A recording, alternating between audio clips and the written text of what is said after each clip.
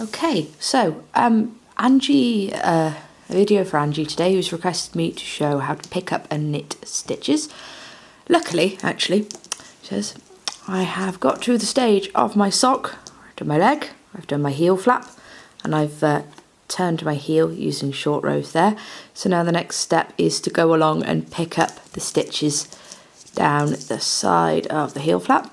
Yes, excuse me, I haven't got my, I can't find my tripod, so I'm balancing this over a stack of books. But, you know, it'll work.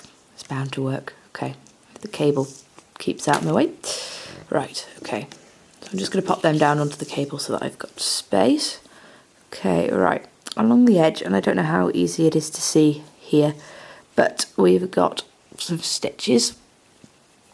On this pattern, you slip the first one of every heel flap stitch so that you've got sort of nice sort of elongated, it's not a very good example, but they count for 2 rows rather than just the one. So you find your edge stitch, so mine's there. You take your working yarn and you go under and around. I double checked, under and around, and then pull through. So then you've got 1 stitch on the needle. So I'll just show you that again. You go into under the edge stitch, and you can see that there's 2 loops on my needle. See it there? Sort of like the 2, like a V shaped on my needle. You go under and around. Oops.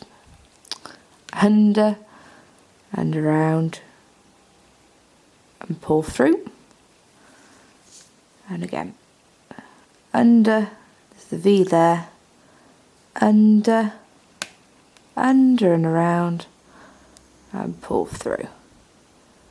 Now I'm going to want to do, it says in my pattern how many I need to pick up along here. I think I did 34 rows of the heel flap, so I'll probably want to do 17 or 18 stitches sort of picked up. So you see I've got 4 there, still got quite a way to go on my heel flap. I'll just do one more before we go. Sort of under and around, and then bring it back through and through that gap. So it is sort of like, it's like picking stitches up with a crochet hook, really.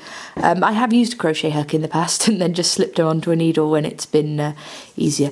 But yeah, it's nice and easy. And as I say, the general rule of thumb, if your pattern doesn't say, is I think 3 stitches for every 4 rows. But your pattern probably will say how many it wants you to pick up. I mean, I'd advise sort of getting halfway, or getting sort of to the middle of your crescent and then counting again, because yeah, otherwise you've got a lot to sort of pull out. But if you do need to pull them out for whatever reason, you can just slip them off your needle.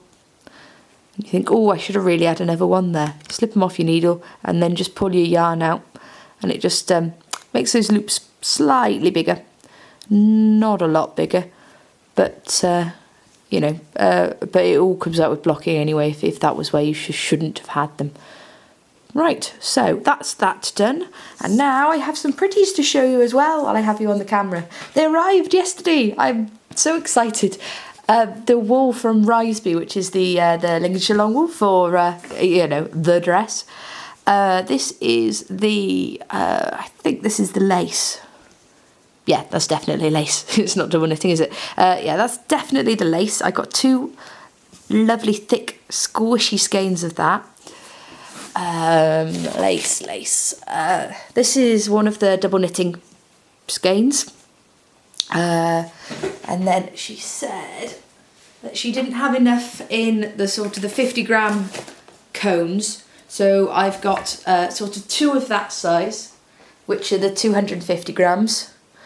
And she said, bless her, she's so lovely. She'd even said, oh, and I had a sort of an odd end of a cone. So I got a little diddly end of a cone as well, which, yeah, hopefully I should sort of have enough from that. It's really actually soft. It's softer than I thought it was going to be. That's the little card she gave me in, the Riseby flock. and then yeah, Riseby Grange walls. Yeah, so I was dead impressed actually with them. I phoned her up on Friday because I hadn't had like an email dispatch or anything yet. I mean, you know, sort of a bit of a one-man band sort of a job. So I wasn't expecting anything, but yeah, no, I was really impressed with how they were over the phone, and she was so nice, and I just can't wait to sort of start knitting with it. I mean, I don't know whether I'm gonna do a tension square for the dress maybe this month and then see how I go, but I know I'm definitely starting the shawl. I'm going to do Everdeen in the lace weight. I'm definitely going to start that because it's easy knitting until you get down to the bottom end, which is just lace. So hopefully I can get the main chunk of that started before like my mum and dad come down in the end of the month. And then I've got something easy to just go, oh yeah, backwards and forwards. I think it might even be garter stitch, you know, just not really much of a brain at all, increasing at either end until I get to the bottom.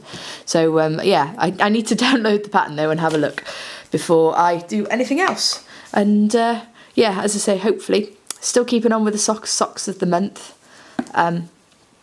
As I say, these ones are going really, really fast because you've got a pattern row every sort of, that's row 6, that starts, no, row 5 and row 6, and then 11 and 12, and then you start the whole thing over again. So you've not got many sort of plain knitting rounds interspersed. And I love the way that they've sort of taken the patterning all the way down through onto the heel flap, though it's not as reinforced as my heel flaps normally are, but yeah, we'll see how it goes. Okie dokie, I hope that's helped you with your picking up of your stitches anyway, and a good excuse to blather on and show you the wool on camera. Okie dokie, I'll get this uploaded and hopefully with you in the afternoon. Ta-ra!